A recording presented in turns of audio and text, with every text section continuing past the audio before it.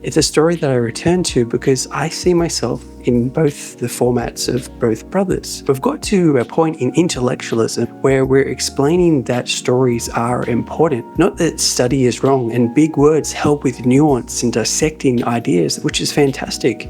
Yet look at the way that Jesus explained a very complex truth. The story of the prodigal son, of the forgiving father, his idea is that he would work as a servant. The father, which is the picture of God in this story, would not have any of that. And the father says to the brother that is angry and jealous, "You have always had access to everything that this one is receiving." I see myself as the brother that lost it all and then runs back into the Father's arms. You see, I came to know Jesus when I was around 14 years old after a series of dreams. I didn't grow up in a religious household, and I'm very thankful that God brought me into that new relationship, and I was able to express in my own words what I had found in Jesus and why he is important. And there are many steps and bumps along the way. Back to the story, that people were hearing that they were actually the bad guys inside that story. They were the ones that had a calloused or hard heart. And Jesus didn't use complex words. I wouldn't say that there's anything necessarily bad or inherently wrong with using complex words.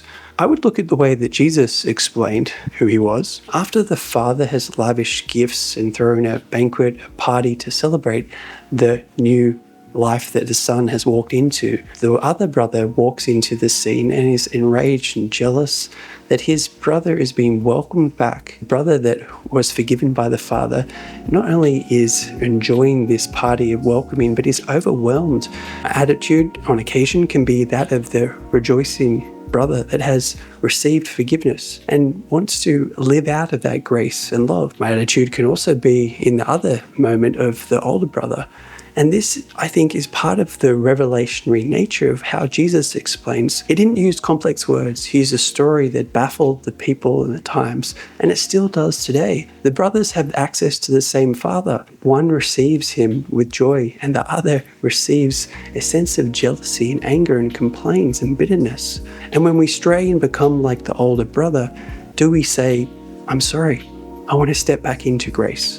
I'm looking forward to making some upcoming videos about Paul and Jesus and how Paul continues to reflect and focus us upon Jesus, the joy bringer, the faith giver, the one that infuses in us all that we need to live a life that is fulfilling and, more importantly, shows love toward God and towards other people. That Jesus is God.